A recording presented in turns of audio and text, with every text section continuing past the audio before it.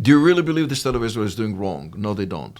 Do you know what we do? Yes, of course we do. We cherish that. They're telling me in private, again and again and again, this DGSE and MI6 or MI5 or the Band A in Germany. I mean, they know exactly what we're doing and they cherish that. They appreciate what we do. We are the best to fight terrorism around the world. Really the best. And we've done that for them too. It's a public condemnation and privately. Thank you. Absolutely.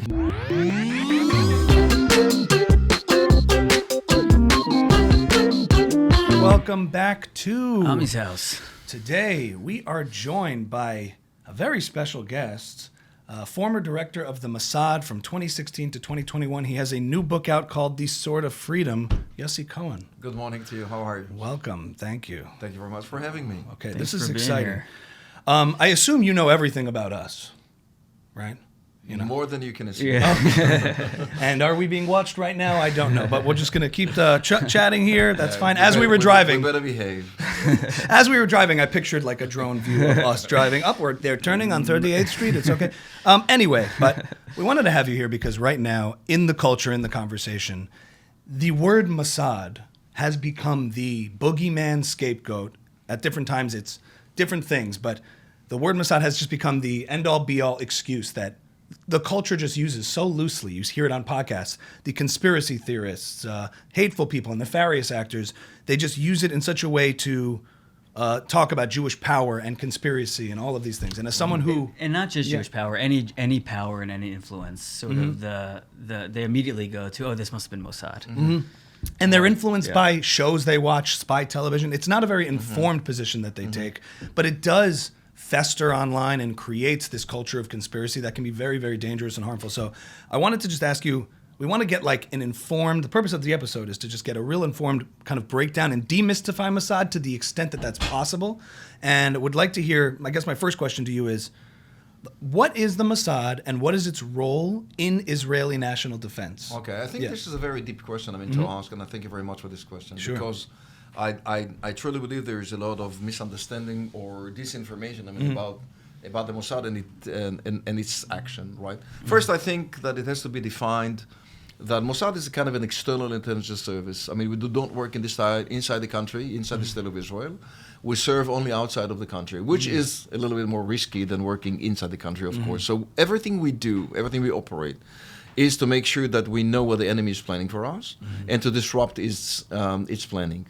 Very generally saying, all right? I mean, the thing is that it takes a very risky job or risky days to conduct when you are either an operative, as I was for many years, and then a commander, and then the head of the Mossad. I mean, to send your own people, Israelis, by the way, men and women, beautiful men and women from Israel itself, I mean, to penetrate into the enemies or behind the enemy's lines, as we call it.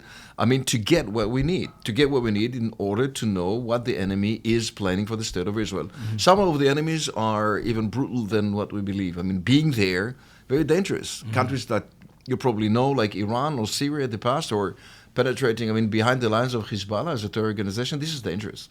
So this is what we do. We enter by many different methods, by many different operational methods, behind the lines or into their organizations just to understand what they're planning for us. And then the other arm is to disrupt what they do or to disrupt their planning. I.e., let's say there is a kind of a terror attack planned by Hezbollah abroad, as they did in Argentina the other time, in the 80s. And we believe something is absolutely wrong happening there, and we have to not only know about that, but we have to stop it from happening. And this is where the Mossad enters. This is where the Mossad is gathering the intelligence needed for the state of Israel, and this is where the Mossad will operate secretly, discreetly, I mean, under their old radars, okay, under a certain, I would say, high risk to disrupt, this terror attack. The same way applies to Iranian nuclear program. The same way applies to the Syrian long-range missile program at the time. The same way applies to everything that we can conclude or we can either understand and digest as a risk, from existential risk down to physical risk to the state of Israel or its citizens or the Jewish communities around the world, because this is part of our absolute relationship. Right. And what makes the Mossad unique compared to other global intelligence agencies? There's sort of this feeling out there that what the Mossad does is different than what other spy agencies do or what other intelligence agencies do. What does it have in common with all other intelligence agencies, and what makes it unique? I think it is unique because we don't really have a choice. I think that the sword has cut very long cuts or very long scarves on our scars on our history. And the State of Israel was always under risk. I mean, from its first days of creation in 1948. Actually, the war started in 1947. They went off Kaftet November 29th of November 1947 was the declaration of the State of Israel. I mean, we didn't have a country yet, and the fighting were ongoing thing. And I think that this is something that stays strongly in every Mossad operates, and everything that we do and everything that we operate upon. Why is it? Because I truly believe that the State of Israel is there because we keep it there. The State of Israel is not an evidence. It's not something that you can say, okay, since the country is there, like Switzerland today, or whatever, even Indonesia today, right? I mean, countries that have been under risk in the past. I mean, the State of Israel is there because we have to keep it there, and we have done that in the past. So it squeezes our capabilities and abilities to its end. And when we find some obstacles, like other organizations found, some would say, okay, we give up these methods, okay, but we don't really find a new method or a new methodology, I mean, to gain what we need in a different way. Mossad had to do it and has to do it right now. So determination is the name of the game. Essentially, what I'm hearing is that if, because people make these claims, Mossad did this, Mossad that. My question, first of all, is, well, does everybody do that? And if it's in fact a unique operational means by which Mossad operates, what you're saying is, because the threat to Israel is unique as opposed to these other countries that may have to gather intelligence for all kinds of reasons or operate in a certain way. The threat to Israel is so dire and so much more unique that anything around Israel to protect it has to be, they have to do methods that other countries can be comfortable not doing because the threat isn't there. I agree totally with you. Yeah. I think there are two things. First, the threat is there. It wasn't still. Yeah. Right? It is not something that was or will eventually disappear because we like it to disappear. Okay? And this is number one. Number two is, I think that we dare more.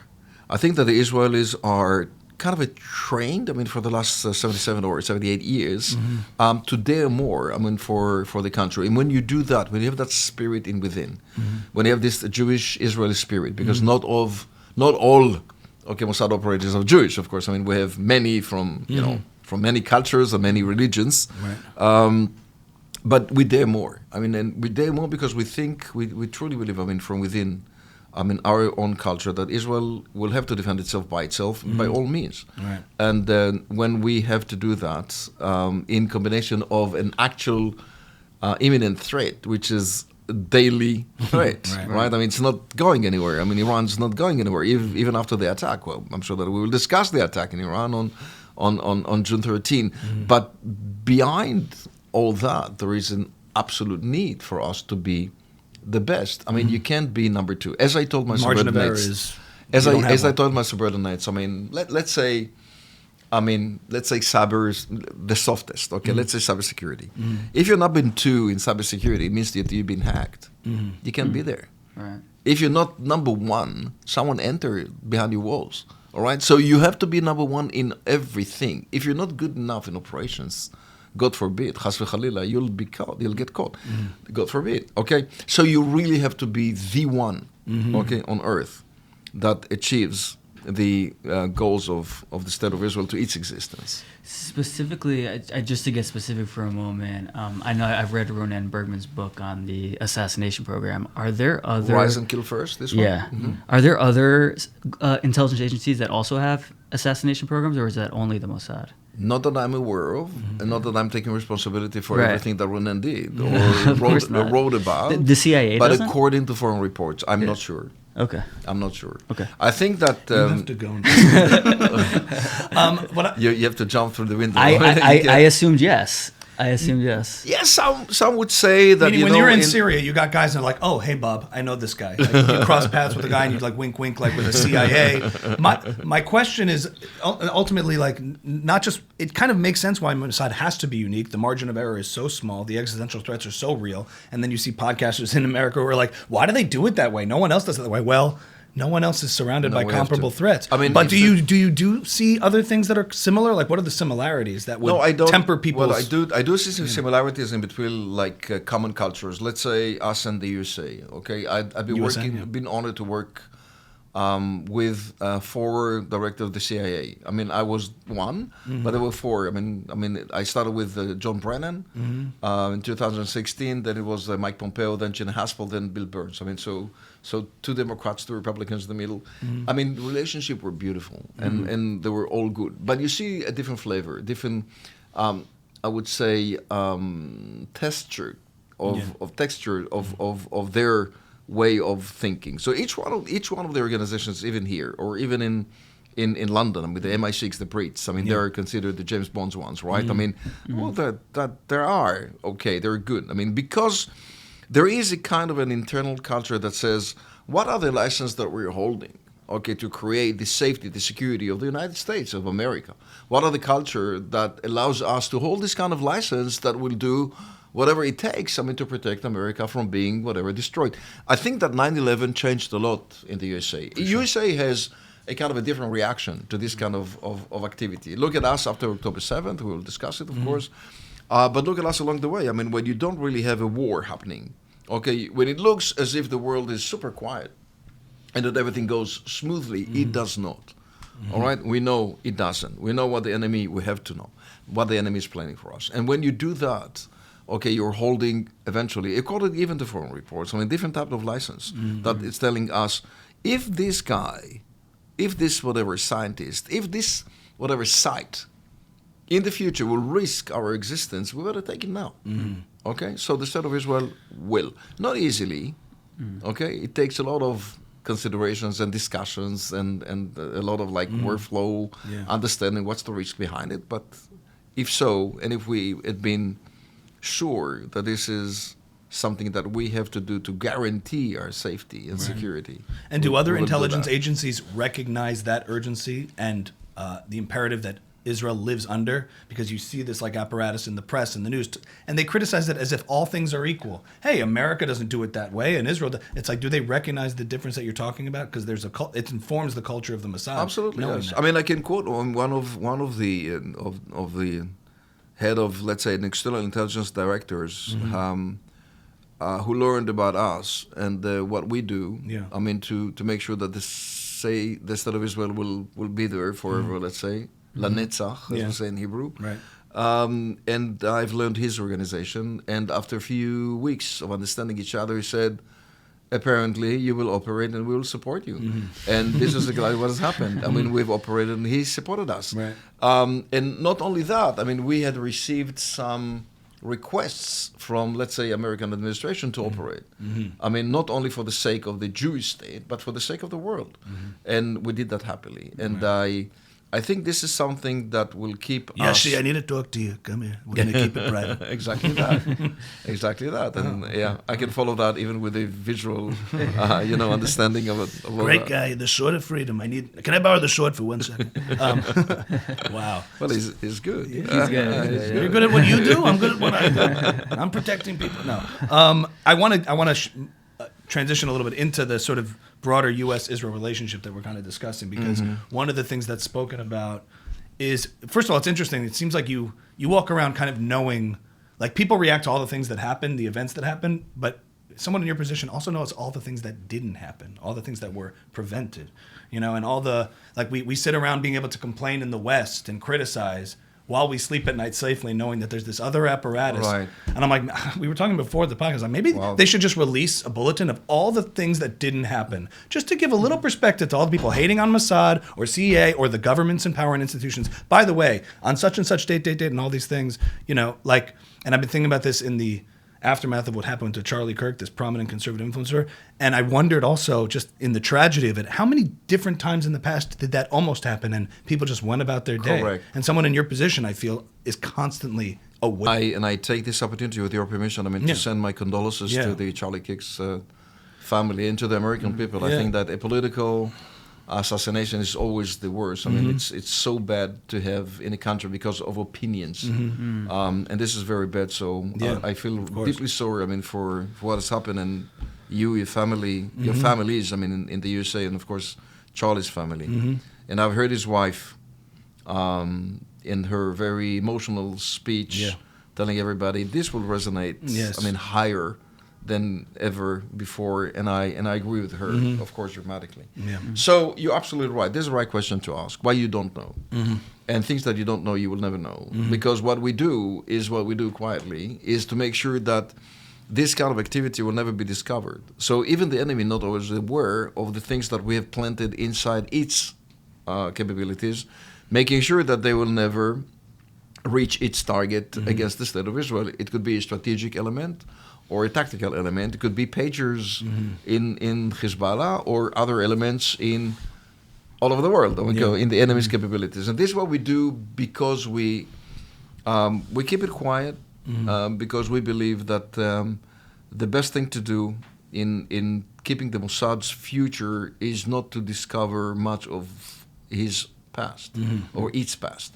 Why is it? Because in the past you have methods, you have a way to fight, you have an operational war to conduct, and you want to keep these methods, absolutely discreet and quiet. And by the way, to publish a book like that, that deals a bit about the Mossad, all right? There's like a few flavors about things that had been already published. Nothing that was not, I think. It took me like months to get approved. Right. Inside, people are like, bro. Yeah. Ministerial committees and approval all that, of what you could talk about. MOD, Mossad, the Israeli censor, and all that. A word that does not exist but inside Israel. Do not have censor around the world, but Israel does. Why is it? Because we keep even the methods, even the way we operate, very discreet and very quiet, is to make sure that we can reoperate and operate again and again and again under the same methods. So you will never discuss what we do, not even with colleagues, not even with counterparts. Some of the things we don't say. We don't tell them how did we get there, how did we operate, how did we communicate, how did we take it out, like the archive. It's a big story. Everybody wants to know, okay, you stole it, but how did you bring it home? And we brought everything home, half a ton of materials. It was not like whatever, I don't want to mention names, but it was not DHL or Right. Yeah. It must drive you crazy. Like you have you don't have any friends. You can't tell your wife. You can't tell Of anybody. course, nobody. Wow. The thing that I've discussed, with for my Yenta Jews for the American Yenta Jew. Oh my God! Do I have something to tell you? I can't talk about it. You can never recruit American women. American Jewish women are not right for the Mossad. You cannot recruit a Jew, but at Kiddush, the whole security apparatus collapsed. The only thing that prevents this kind of mysterious stuff to go out is Shabbat, because during Shabbat you can't communicate on the phone. These kind of discussions around the chulent something, it will kept secret until Motzei Shabbat. But I imagine your phone is on though while you're an operator. You can. Okay. You can imagine everything. But I think it is true, because when you are doing what you do, you had been recruited, like my case, at the age of 22. Okay, you live under a different life structure or different life envelope. Everything that you do at home is home. Everything that you do with your friends, now there is a discussion with what do you do? I'm a comedian, what do you do? I have a podcast, and I have my part. Everything is out there. You write a book, a publisher is a publisher. What do you do? Well, okay, I'm working for the government, but then what do you do then? Are you traveling again tomorrow? Yeah, I always traveled. I lived abroad. Was that not allowed to be disclosed about you while you were doing it, or is it about assets in the field? Who can't talk about it? You can't be disclosed. The only one that has been eventually disclosed and published, publicly, is the head of the Mossad, and I think it is a big mistake. Oh, interesting. I think it was a mistake. Till the days of Dani Atomes, director of the Mossad, we never published who was the head of the Mossad, because the head of the Mossad travels. He has to go abroad. To see and to improve operations under the same cover stories. The movie like True Lies, Arnold Schwarzenegger can't tell his wife he's a spy for years. Amazing movie. Have you? What's the is that real? They can't tell their wife, or the wife knows? No, I mean we had a very long discussion. I mean, I think 15 to 20 years ago. Yeah. What do we do with our families because the Yeah. world has changed? Yeah. And we have decided after a long discussion that we better share an envelope of the story, not in details with our partners at home, right? The kids never knew. Okay, my parents, I mean, they had a title. I mean, he's working with the Mossad, but they never expressed with the word Mossad. My wife knew a little bit more, but either she's not interested or, I mean, you don't really, you cannot disclose that. I mean, you don't want to share. Right. And what about Mr. and Mrs. Smith? How did that movie? That's an amazing one too. Do you only watch spy movies? You're like, I don't miss. I don't miss. What's the best Mission one? Impossible, James Bond. I love it all. Tehran. I see them all. Which one got it right? No one. or maybe they did. Have It's you all seen fantasy. The Agency? The French show, Yeah, The of course. Agency? Yeah, that's a good one. That's a good one. Le Bureau. Yeah, yeah. There's an American version Le now Bureau. too. I love it. Yeah. This one is. You watched that. This one, of course, I did. Tehran? Of course. I mean, yeah. But none of them got it right. Nif Sultan. Nif Sultan's an amazing actress. Yeah. And Le Bureau. I mean, the French. Actually, counterpart. Yeah. This is the French External Service, right? The DGSE, they call it, the Direction Générale de l'Intelligence Extérieure. Okay, so this, and it's a good one. Yeah, very It's a good one. grounded. Everything failed. All operations failed. Everything was like covered. I mean, they discovered them. I mean, and Mossad helped them a few times. In I think it was either in Baku or Tehran, but we saved their lives twice at least. Very realistic. But that was And Homeland on a scale of realistic to ridiculous? Nah, not ridiculous, because they're when you if to write really, I mean one of your ministers here when he was a secretary of something, and he had the background of a film producer. Okay. He said, We're narrowing it down. you can guess. He said, we will have actually to make a film of the Iranian nuclear archive, and you will play yourself. But So you're going to jump into my world. Why not? I mean, a motorcycle and everything, a leather jacket. I know how to do that. Okay, good. It's not only about that. It's kind of it could be very gray, very lone work. I mean, you never operate as a lone wolf. I mean, there's nothing that we do, and even the wolves are not really lone. I mean, but just, it's interesting because in the world we're in now, people are deriving all of their perceptions from propaganda, from media, from film. Even you see clips about talking about the Mossad, and then they'll be like, dramatic music playing as if this is all just cinema. Yes, I want to ask you, and maybe this is a dangerous ground to tread on, and if it is, we'll take it out. But I want to address a specific story that's going around about Charlie Kirk's assassination and like an allegation around the Mossad. And I just want to hear your thoughts, not necessarily as a former director of the Mossad, but as someone who understands how intelligence agency works and how intelligence personnel think. I just want you to respond to like this story, to be like, that's ridiculous or whatever. So the story that's being told now, there's a podcaster named Tim Dillon. He's a very big show, and he had a writer, an anti-Zionist writer on called Max Blumenthal, who's sort of spinning this story about Charlie Kirk's assassination. And the story goes like this. Before Charlie Kirk's organization Turning Point became really big, he was approached by Israeli billionaires, this is what he says, who said, we will grow your organization bigger than you've ever dreamed of, as long as you become an Israel advocate. And this is the story. And then Israel advocate. And like as long as you toe the line on pro-Israel policy, we will grow your organization. A few weeks ago, he started straying from it because kind of his base of his organization is now turning more anti-Israel, and he started having questions about it. And so the story Max Blumenthal says is, so the Mossad assassinated him. This is the story. And he says in the story, he's like, and there's no evidence for this, but let's go there. I mean, in the wake of this tragedy, there's this instinct to like, let's see if we can connect the dots to this and try to implicate Israel and Mossad. And I wouldn't bring it up, but it has about 1 million views in like 48 hours. Yeah. Like, and I assume the million views do believe in what he says.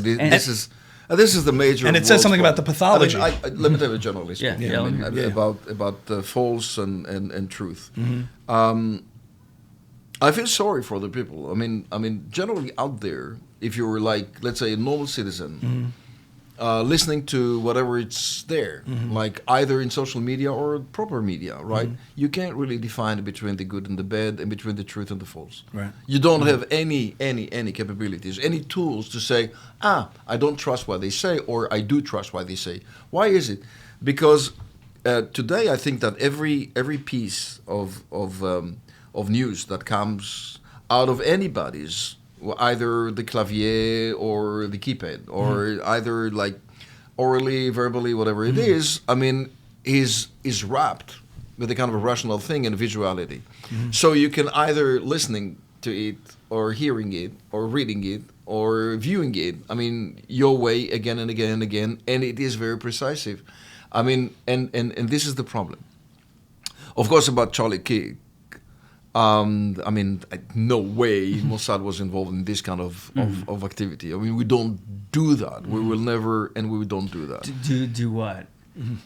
I mean, taking any part of whatever, I mean, in American influencers, trying either to pay them or to influence them or to be part of what they do in order to make sure that they will be, as you said, I mean, Israeli advocate or something like that. And I just want to say, one of the things that discussed in this episode that they were talking about, which is so irrational, is that you're taking, Charlie Kirk was one of the most prominent pro-Israel voices, and then they talked about how, was he in danger? And does Trump feel threatened by Israel? I'm like, you mean to tell me the most pro-Israel president, the most outspoken, the two people standing in between the elements on the right that are ascendant, that are anti-Israel, that are pushing against that, those are the people that there be any incentive of Israel. So why interfere their job? I mean, they're doing it anyhow. They don't need anyone's help. Yeah. Right. I think this is part of the anti-Semitism. Yeah. Okay. If you ask what is it, I mean, this is part of the anti-Semitism because around the world, I mean, we do. I mean, there is someone falls from a bridge. It is the Mossad. The tsunami, Mossad was blamed to be part of it, right? Yeah. I mean, the tsunami at the time, I mean, in the Indian Ocean and stuff. And yes, I mean, there is kind of a perception about the capacity of the Mossad in light of what we've discussed before. Yes. That Mossad is capable, and we are. All right? But there are limits and things that we never do. This is not in our work plan. I mean, this is nothing that we will ever do. I mean, taking whatever care of this kind of influencers, making sure that they will be Israeli. Well, I was going to say, so it's an interesting thing because on the one hand, you spoke about how you want to broadcast this deterrence of power, that you're in all these places, and that's an effective deterrence, and that is in fact the case, that you have to be because of the urgency of defending Israel and the threats that it faces. At the same time, that creates fertile ground that's ripe for conspiracy because Mossad operates uniquely, and then people take that information and that reality and try to spin it to say you're behind everything. So how do you, on a PR... More than that. I think that the PR, when you keep things silent, is the strongest, right? The less you discuss, the less you talk about it, I mean, the better it is. Like, let's take Iran and its nuclear activity. Yeah. I wanted to make sure that every Iranian scientist will hear a voice of a motorcycle on the street would believe that it is us against him. And they did. Right. And they did. Why? Because I wanted him to resign. I wanted him to resign from what he does. And I want his wife to tell him and call him and said, listen, I mean, it's dangerous. I mean, why don't you better go away, I mean, from what you do? Because, I mean, you may be under kind of a kind of a risk, kind of a threat. And this is okay. The perception should be that way. And I'm telling you, it's not a perception. I mean, if you will come against the state of Israel, you will find the Mossad at your back or in your front. We will be there. If it is a huge thing against the state of Israel, or even a smaller thing, what is a smaller thing? I mean, let's say a lone wolf somewhere in Europe or in Turkey or in the USA is trying to hit anyone. And we see that. But right? let's be clear, when you say against the state of Israel, we're not talking about criticism. We're talking about violent threats against Israel. Absolutely. I think that's super important. Because people will hear that line and say, you see, you come against the state of Israel, the Mossad's going to get you. And they will spin that. And by the way, this is a very important comment by you. Yeah. Why is it? Because the verbal anti-Semitism is much stronger these days than the physical anti-Semitism. I mean, we do see attacks on synagogues, on Jewish, I mean, on Israelis, I mean, working the embassy here in Washington. Yes. You see a lot of that. But I think that the magnitude of the verbal anti-Semitism is getting wider and wider and wider. I mean, but we don't fight that. I mean, well, I'm curious about that. You know, let's call it Hamas. Like they've been masters of the PR war and the propaganda war, and it seems like, and it's affected the war. It's affected how Israel's been able to fight it and international pressure. Does Mossad think about the information war? Does it think about how to fight that propaganda war itself? Yeah, we're in it. Yeah. Okay.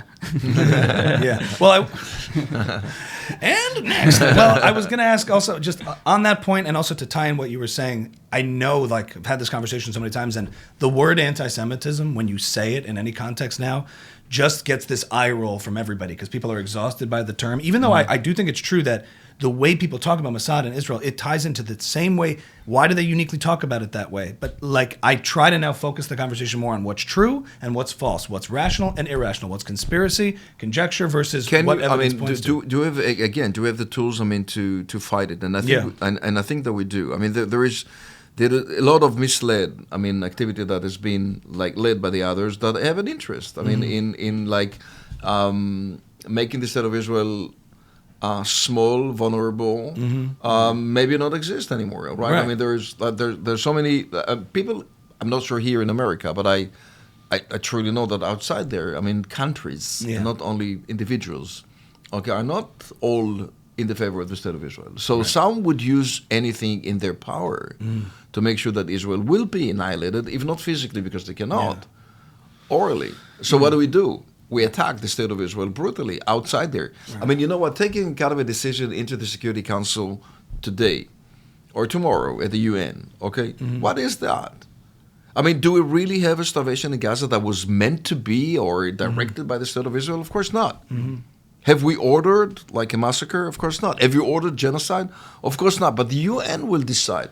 This is a kind of a very well old and known stylish anti-Semitism. Now the world will decide if there is a massacre or genocide in Gaza, not the actual and physical things that is happening in Gaza. For example, and this is the updated version, but as I said, it's an old, unwanted anti-Semitism that was there.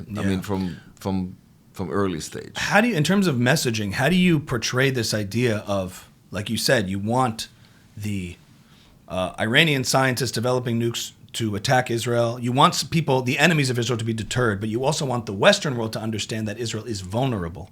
Right? So you're constantly trying to balance. So can you unpack a little bit when you say there are people who want to harm us? We can say that as a talking point, but is there anything you can provide just to make it a little real of the threats that Israel faces from surrounding countries? We talk about Syria, we talk about Iran. Like, what is the enemy apparatus, the threat against Israel? So the last 20 years, I think there's something that we have viewed, and that was, of course, after the Iranian Revolution. The revolution when Khomeini got back to Iran. It took them some years to understand that the state of Israel should not exist anymore, and they were trying to maintain some very powerful statement. From within. These were the days. Later on, these were the days that they have eventually decided. to declare a nuclear bomb. To declare a nuclear bomb, it's not only against the state of Israel; it's of course against the region, and it will give them a kind of an immune situation. Inside the region, but bit after bit, or maybe bigger than bits, right? It was kind of a strategic action that we saw in Iran. If you have the map of the northern part of the Middle East in front of you, and you can see the Shiite crescent as they have it as their vision. So what is it? It's to create a kind of a crescent in between Iran crossing into Iraq, and they go into Syria. Sounds familiar now? Go into Lebanon, and then to the Shiite community in Lebanon and Hezbollah. Now they do both. They go down to Gaza Strip, and they go down to Yemen. So when you see this kind of Iranian vision taking place in the Middle East, this is kind of a new version of threats to the state of Israel entirely. This kind of threat has to be countered. So what we did is everything that is in our power to make sure that arms will not be delivered to the Middle East, that the build of force inside Syria, Lebanon, and Hashd al-Sha'bi, an organization that probably you've never heard of inside Iraq, that was all Shiite but conducted by Qasem Soleimani.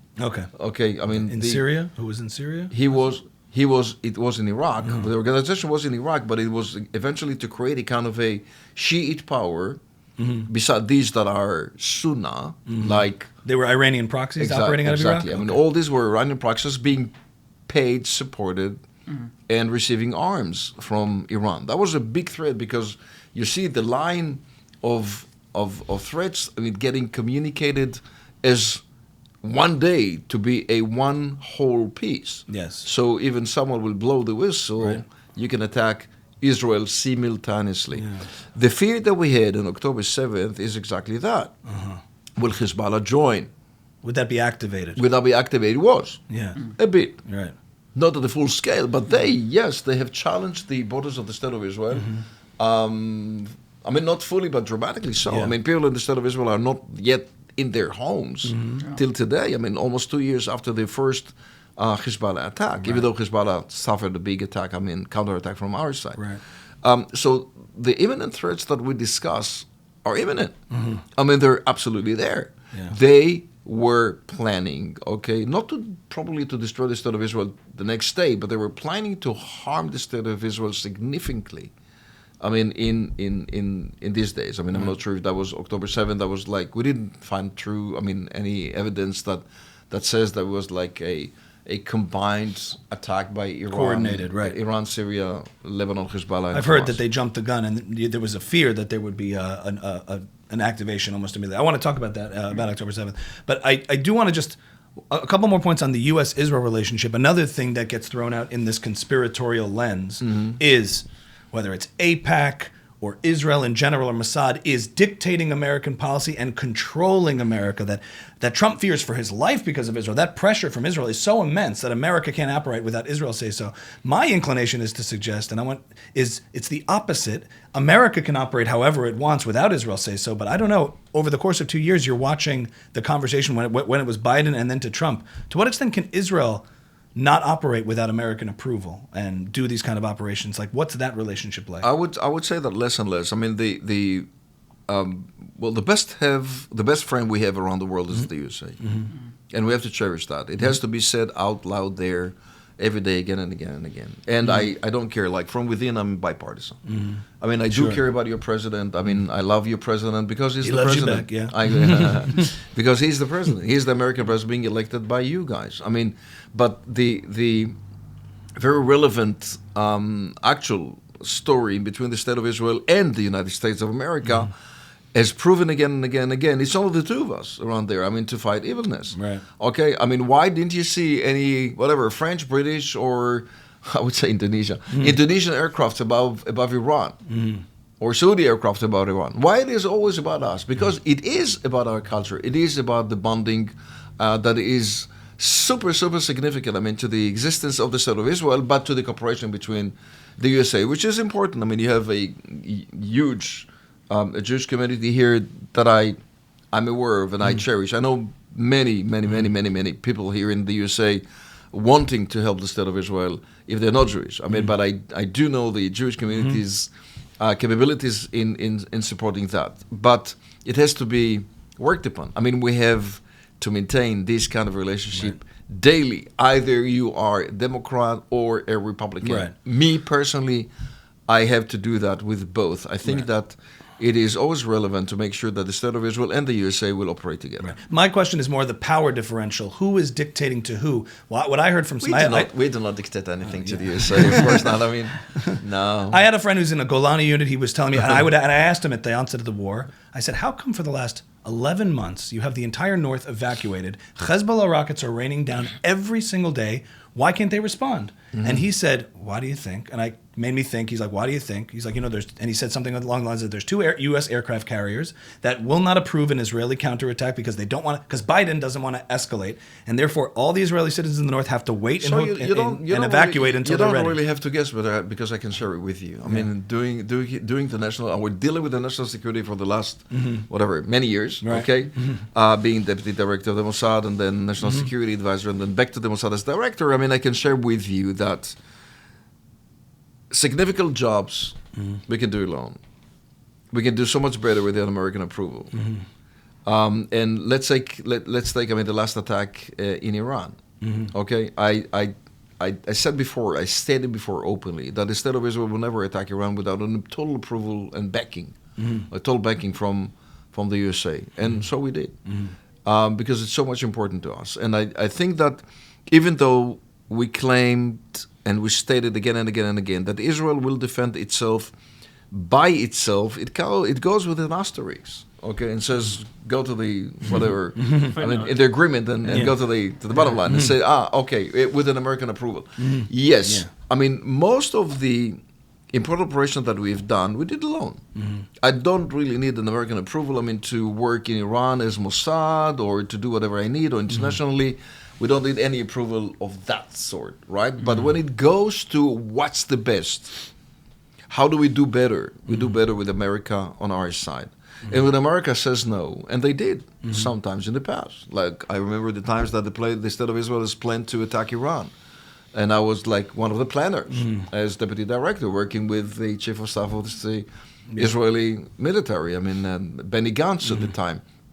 And American administration's representatives came again and again and again and again to Israel, telling us, please do not surprise us. I mean, tell us what you do. And I guessed then, and I know now, that an attack in Iran would never take place, okay, if not being backed completely by the USA. And I thank you for doing it, because I think this is not only for the sake of our country, this is for the sake of the world. I mean, for the sake of the region. And in terms of like intelligence sharing that people talk about, being that the Mossad is uniquely positioned in different places, are there ever cases where you're not just sharing information saving Israeli lives, but other Western countries? Absolutely. American and not lives? only Western countries, countries all over the world. I mean, Mossad has gained the capability, I mean, to have a lot of information.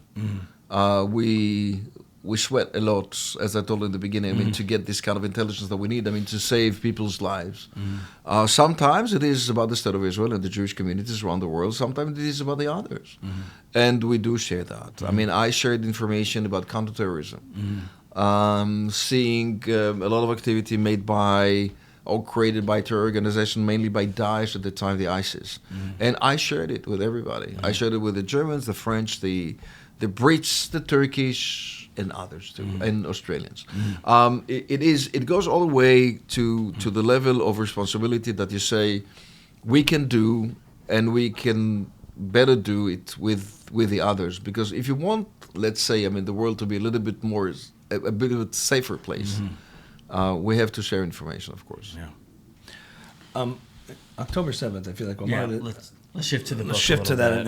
And one of the things, first of all, people have these questions about the capability of Mossad and intelligence, but what allows a situation by which you can accomplish something like a pager attack or what happened in Iran versus the lack of intelligence that people talked about in Gaza pre-October 7th leading up to that? How is there, and what are the differences in the landscape, the warfare, the type of operation in which Israel's not able to execute the war in Gaza the way they're able to, Piers Morgan's like, they had the Patriot attacks that were very precise. Why can't they just do that in Gaza? What's the... That's a very tough question, because, I mean, when I was National Security Advisor in the years of 2013 to 16, we had a kind of a round of violence, as we call it, inside Gaza Strip, Tzuk Eitan, I mean, Protective Edge. Okay, yeah. During Protective Edge, that was the first time that I saw from within the aquarium of the Prime Minister, as we call it, a real war, a real conflict. Conducting it there, I saw one major problem. I mean, I saw many problems, because when you are in the cabinet, when you do run this kind of discussions, you see more than what you see when you were even a deputy director of the Mossad. Now you sit on the board, and there is the board of directors. The country discusses the actual war. And the one thing that was spread all over the world, all over the room, all over the space, was that we don't have enough intelligence. We don't know. I mean, remembering the penetrative tunnels and stuff like that, whatever, all this kind of do we have them reaching the State of Israel? Where are these tunnels? I mean, how many do they have? We didn't know that. And more. Right. Where are their commanders? Where do they hide? How do they operate? Where are their plans? And so forth. When I re-entered the Mossad, when I was nominated to be the director in 2016, I formally asked the government to give me the authority to join the Shabak and the Israeli defense forces, like the military intelligence, and to gather together with them information from within Gaza Strip. Why is it? Because in a given time, definitely after Hamas took over, after the disengagement of Arik Sharon and so forth, I mean, Hamas took over Gaza Strip. I mean, we had left physically the land of Gaza. Gaza Strip was abundant in a way, I mean, to the others to control. It was very hard to enter. And it was like more like Syria, Lebanon, and Iran rather than Judea and Samaria, the West Bank, and the Gaza Strip that our forces remembered from the past. It behaved differently. And I told the Prime Minister, it behaves differently, let me in. He said, discuss with your colleagues. And I did. I did that in a way, brutally I did. I said, let me in. I can bring my concept that you don't know how to do into Gaza. This was what year? This was that was 2016. But 16. I was kicked out. Don't worry. I mean, So- don't hold your breath. I was never there. And you do see the differences. Yeah, and I'm saying you would focus on Iran and these distant nations that are trying to attack, but the one on the border. Was Shabak in charge of Gaza because it was on the border, but not Mossad But because it because wasn't there international? was a kind of a national concept that was there from '67. Okay, who's doing what? So I'm doing external, and Gaza was not considered an external territory. It was like part of the territories. Like even an agreement was signed with the Gazan people. I mean, not with the Gazan people, but part of the Oslo agreement. So Gaza was not part of the Mossad's work till I felt that Hamas took over, and suddenly Gaza behaves like a little country, okay, conducted by terrorism. Right. And you can't live and enter, okay, with an Israeli passport anymore, or with a whatever, I mean, a jeep or whatever, with a troops that will take you in and out when you operate. It needs different methods, and I offered my help, but it was refused. Unfortunately. It almost feels like when there's a fly ball and two people are like, is it going to be me? Is it going to be you? And then the ball just falls between them. No, exactly that. Yeah. Well, it sounds more like it wasn't a mistake. Shabak specifically wanted it and didn't want Mossad part of it. Yeah, I mean, ego counts. I mean, you know that. Yeah. And more than that, I think that tradition, history, all that. And I was trying to crack the tradition and the history and telling them Gaza behaves differently. Let me in. I can do more in Gaza as I did in Iran and Lebanon. I mean, you saw part of what we did, right? In Lebanon and in Iran. I mean, last war. You know the pages, but there were so much more than that. And by the way, this concept of manipulated equipment or disrupted equipment that will be sold to the enemy was operated already in 2006. Right. Okay, so it's an old version or it's an updated version of what you see in this current war. But the concept was invented there and then. And I wanted to apply all that to Gaza. into Gaza. But they know Hamas is an Iranian proxy. They know the ideologies, the same animating radical ideology that seeks to destroy Israel.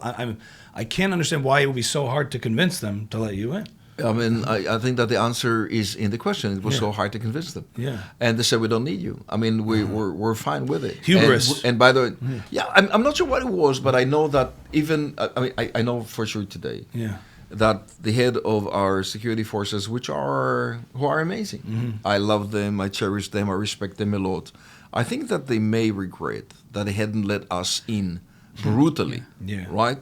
Because I offered the Mossad, I didn't ask for anything. I mean, not an additional budget or give me more of this or that. I said, under my capabilities, I can support what you do, but I can do it differently.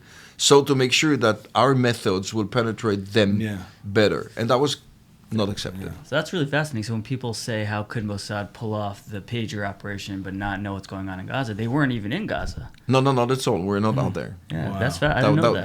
That's not ours. Yeah, I know. Unfortunately, I'm not proud of that, but I'm proud of what we did in Lebanon. So I bring us to October 7th. On that moment, so they sort of provide some clarity as to how that could, the intelligence failure leading up to it. Once it does happen, everyone still has those questions of 6 hours waiting for people to respond, the disorganization, not knowing the chaos. Is there anything you could provide as to what goes on internally that can cause, are people worried about northern invasion? Like what's going on? What are people not considering when they look at the day of October 7th and all the mistakes? In terms of the response of the IDF.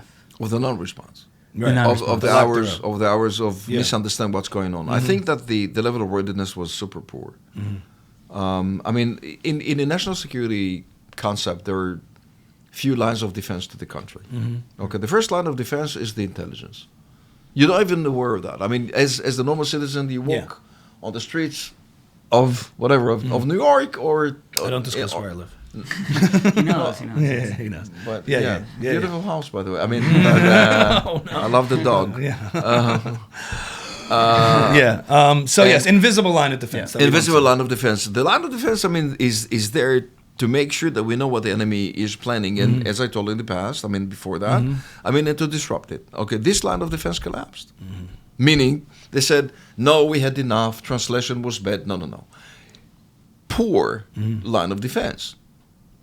Very poor. And that was the reasons of the low awareness of what the enemy is planning for us on October 7th. If the level of intelligence was higher than we actually saw, you didn't really have to discuss what was the translation of these reports that we have received 2 and 3 o'clock in the morning. It was like reports that were unclear, blurred in a way, and huge question marks. Where is it that you have huge question marks? When you don't know. When you don't know what's behind the wall, go and see what's behind it.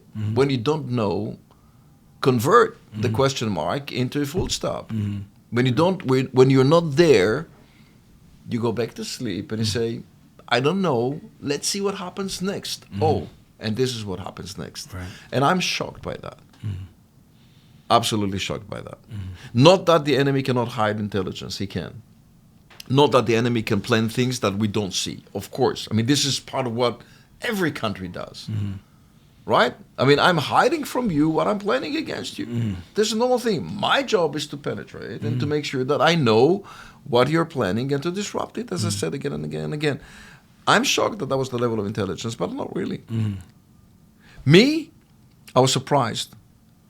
At the same time, I was not. Why is it? Because in 2014, 15, I saw the poor level of intelligence. And 10 years later, this has happened. Number one. Number two, on a national security plan, you have a physical border. Why is it? Because you don't know everything. You have to assume in intelligence that you don't know what you don't know, meaning that the enemy is hiding its plans. So what do? When you don't have any intelligence about the thief that is running inside your neighborhood, what do? You lock the door. Secure You have an alarm, you have a big dog outside there, okay, and you make sure that your fence is closed. And this is what it is. I don't know if he's coming, but he may plant something I don't really see. Precautions. Precautions.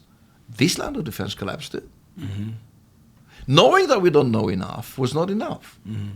Knowing that we don't know what we don't know was eventually not enough. I mean, the level of awareness, and probably ignorance, whatever it was not sufficient to guard the state of Israel. And think about the capacities of the IDF today. Think about what you know now. Think about what you see, right? I mean, we go all the way to Yemen. I mean, we can put a missile in the eye of a terrorist inside his own personal apartment. And we do the same in Tehran. And we do it in Syria. We've destroyed the entire Syrian army, in few days. We've destroyed most of what Hezbollah had in few days too. Look about our capacity and theirs. Okay? And we were not aware of that. Or I think that when these two lines of defense collapse simultaneously, this is the disastrous And then when result that you see. we've arrived at the consequence, and I guess just to ask one more time about what's going on day of, I've heard from people that because there was this axis being created around Israel, and in the fog of war, people were being sent up north to try to prevent an invasion. A lot of resources were being diverted to Lebanon. In other words, people, when you don't know, when this could be the massive invasion that people were monitoring on the Lebanese border with Hezbollah and all this. Let me tell you something about that. Yeah. I think that in Lebanon, Hezbollah, we knew much more. I'm sorry to say again, we'd been sweat a lot. Yeah. To make sure that we know about Nasrallah, his position, And is he willing or not to open a war? If we knew he will, you've seen that. You would have seen that, I mean, during the first days of war, that we would have attacked him. We did not, because we had enough intelligence to make sure that he would not do that. So what do you think day of, like in the kibbutzim, why was the response so slow? So we understand why everything was breached and the terrorists were able to come in, but why was the response so slow once they were inside the country? I don't have an excuse or an explanation for that, sorry to say. I think that we had to be aware that the enemy is there. Yeah. And the level of awareness was very poor, very poor. I mean, I can't even imagine. I mean, looking at these videos again and again and again about citizens of Gaza. Yeah. Well, they're not citizens. I mean, they're tourists of Gaza walking across our borders. You don't have even to fight. Yeah. Right. There was no one there to resist. Unacceptable. One of the things you speak about in the book is one of the first things you suggested before the invasion of Gaza 2 years ago, as the army was planning this, was to open up a humanitarian corridor. That was one of the things you spoke about. That was your suggestion. Am I have that correctly? To start the humanitarian corridor? The first days of the war, you mean? Yes. And you have been traveling all around the Gulf to try to organize. Right. So I want to ask about that, because it does seem like Israel is constantly like fighting with one hand behind its back, and when it approaches the West while fighting the physical war in the East, trying to get the message out in the West, it shoots itself in the foot by granting the West a sort of power in its approval of look at what we do. Right. In other words, we're going to prioritize showing you that we're humanitarians. Can you be humanitarians while also trying to win a war? And in doing so, the West only 2 years later hates Israel more, and then you sort of take away the responsibility of Hamas by saying they're responsible for this destruction, but we're going to take the responsibility of repairing it. So it's a huge question, because being a veteran of wars, I mean, till October 7th, and I'm now a pensioner, happy pensioner, by the way, is exactly that. When I entered the Prime Minister's office the first days of the war, I told him, you will fight, let me deal with the day after. Why is it? Because the war will turn against you. Yeah. I mean, it is a recorded discussion. I mean, the military secretary was there, National Security Advisor was there, and others. Okay, and I told them, Ron Dermer was there, and I told them, this is exactly what's going to happen. Let me deal with it right now. I mean, before the world will change, will turn against us. Right. He said, what do you offer? I said, let me try to conduct a kind of a membrane, okay, that would allow, I mean, people, citizens of the Gaza Strip, I mean, to leave Gaza, okay, into the Sinai Peninsula. And that was the plan. And he said, beautiful plan, go do it. All right. And I was trying to convince the others to receive the Gazan people. Unfortunately, I didn't find much support or enough support to actually or physically conduct it. On the Egyptian side, the Egyptian side. Right. And what I said, let's build up a kind of a huge tent city or cities, okay, that the Gazan people will feel okay to be there, but not forever, okay, because it is hard to keep the equation purely according to what we are not allowed, but we are obliged to do, is to keep the international war law very strongly. And this is what Israel does, right? Every day, again and again and again. But it is super hard to conduct a physical war when you are mixed on where they are, mixed with civilians. So that was the general idea. I mean, let me take the civilians out, as I said, naked, without anything, underwears, and that's it. No cell phones, no electronics, no iPads, so they cannot harm anyone anywhere, right? Even if they are connected or were connected with Hamas. Let them out. The minute you'll take them away from Gaza, you can conduct your war better. And this is something that, unfortunately, I didn't get enough support from the region. I didn't get enough support mainly from the Egyptians, and they said that this would create a kind of a revolution inside Egypt if we let a million or two Palestinians to come inside. Unfortunately for everything, right? For the human cost of all of it. I guess we're approaching the end here. I wanted to ask a little bit about, there's sort of the public posturing, messaging, conversations, and the private back channels, and especially with regard to both Western allies, but also the Gulf states, the Arab states. You see a lot of this effort. One of the things, the efforts of October 7th, was to try to stop things like Abrahamic Accords and Arab normalization with Israel. And you see to stop it, to thwart it, right, to like put a delay in that. Iran was trying to. What I've heard is, Iran didn't want Arab normalization with Israel against Iran, positioned against Iran, and that's why they were funding these proxies to continue this. But what goes on behind the scenes in the conversations between Arab states, UAE, Saudi Arabia, Israel, and us? And Israel, these back channels that nobody sees. We see a press conference. We see how dare Israel do this. We see how dare Israel do that. Absolutely. Good question. This is a very good you question. You are on the phone with other people, and I'm just curious what those conversations look like. Okay, I'm going to say this. Wink, wink, nod, nod. Exactly that.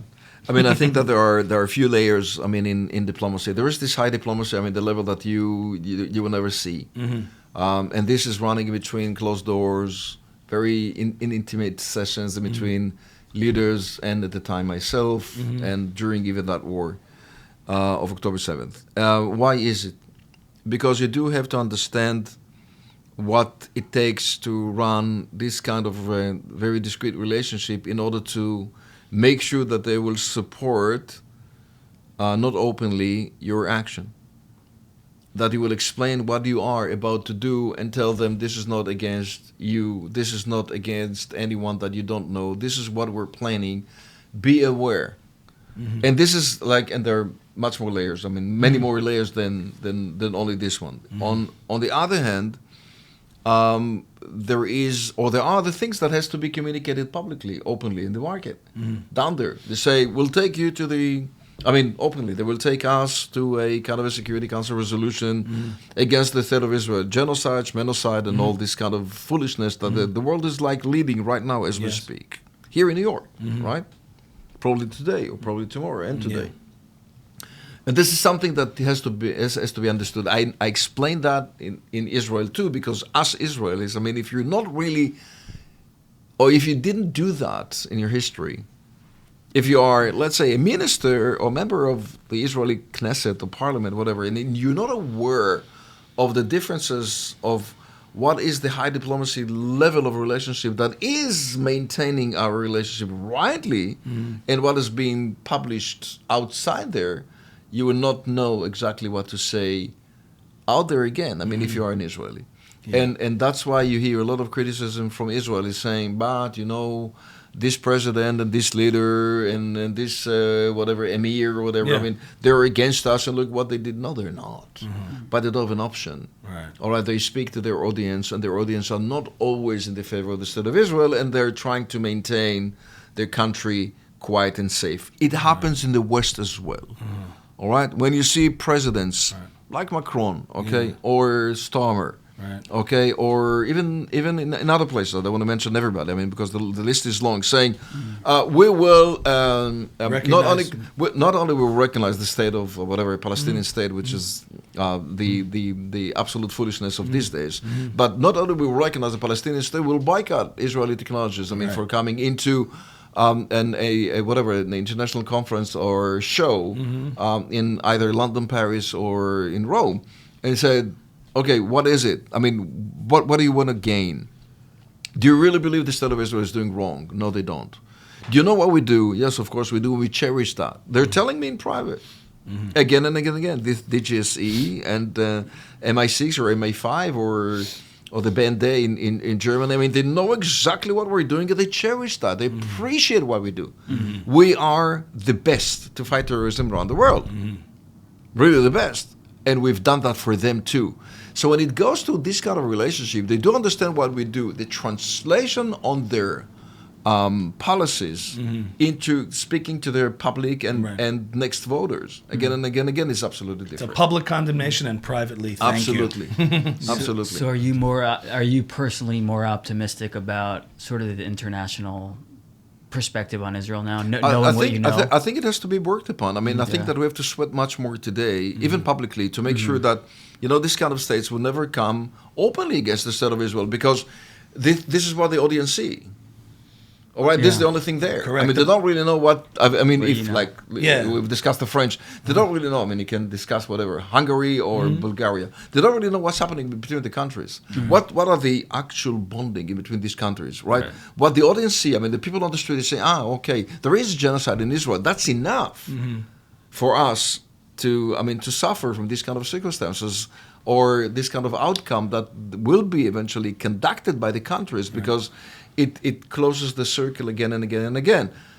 Leaders are stating something, the people believe in that, the people believe in that are pushing the statements, or the leaders, to keep on doing the same direction. It has to be stopped somehow. It's especially hard in democracies. It's one thing in the East when Absolutely. whatever the supreme leader or leader king is going to say, he can change his mind. But in the West, if the democratic population turns on a country, then the leaders will have to respond to that. And who is the only one who directed his airlines to keep on traveling or flying to the state of Israel during the war, the entire war? Hamad bin Zayed. President of the Emirates. Good friend of mine. I was going to guess that. Good friend of mine. He never stopped. Yeah. He said, "What do you think?" I said, "Keep on flying. It's okay. Don't worry." And he did. Right. Okay. And he did. And I think this is something that has to be absolutely cherished and appreciated. Totally. One of the things you spoke about is the danger of like status quo, of like looking at a situation and sort of ignoring festering problems because they can have disastrous consequences, as you spoke about in 2016 with regard to Gaza. On the left or the right, however you want to approach Israel and Israel-Palestine and Israel and the Palestinians, one thing's for sure that maybe the far left and the far right agree upon within Israel is like status quo is a problem. The people on the left in Israel and Haaretz and whatever will say, the occupation, they'll frame it that way. We can't have the status quo or it's going to lead to violence against Israelis. And on the far right, you'll say, we have to make this part of Israel. We have to settle it. Annexation. So where do you land on that? You don't have to get political, but in terms of pragmatism, if status quo doesn't work, because we can't just ignore these problems when they fester, what is the solution? I think that after October 7th, the state of Israel entirely is under a different set of mind. Mm-hmm. And which I don't see even one that can agree to a Palestinian state right now. You're right. I don't think that there is any Israeli that would say a Palestinian state, this is the solution. I know the others that would say, of course, occupation, occupied territories and all that. I don't think that this is the case right now. I think that even from the left to the right, and of course in the center, people would say, no, hold it, wait and see. Maybe the status quo is not very easy. Like we invest a lot in maintaining this status quo, making sure that our civilians in the West Bank or in the Judea and Samaria and in the territories, as we call them, are safe, totally safe, right? Part of it is that we do it with the Palestinian Authority, okay? We do coordinate security-wise with the Palestinian Authority, and this is something that has to be maintained. I don't think that on the Palestinian side there is either willingness or capability to discuss a future state for their own right now. They don't really have the capacity even to unify their sectors into one. By the way, it's a huge problem from the past. Hamas does not agree to a two-state solution. They say from the river to the sea, the same as the others are claiming the annihilation of the state of Israel. They do it their way. And they will never accept the existence of the state of Israel. With these, we cannot negotiate for a future state. Do you know of people in the Palestinian Authority who think differently, who actually think differently? Absolutely, yes. And they won't come out publicly and say No, of course not, they cannot. They don't have the power right now. It is up. The Palestinian Authority is like weak. They hardly control themselves. By the way, many times they've been threatening us. We will disengage from your security. Try to do that, and you will not survive the day. Right. Okay, if you're Abu Mazen, you will not survive the day. No question. Okay, so they need us for their security. Existence and security. But on the other side, there's no one to negotiate with. It is super corrupted. Nothing that you can rely on the Palestinian side right now. Yeah. All right. Well, the book is called The Sword of Freedom. Yossi Cohen. I need a minute. That was very informative. I need a cigarette. Exactly. Very Israeli of you. Yossi, thank you so much for joining us. Thank you very much for having me. A real honor to have you here. Thank you. Thank you for your heroism and dedication to Israel and the Jewish people, and providing some knowledge, which is what the Jews do. We got to provide knowledge and authority and information to this war, which is and this fight and this conversation, which is so little of it. So thank you so much for being here. Thank you very much. Na'im. Thank you. Na'im מאוד ותודה רבה. תודה.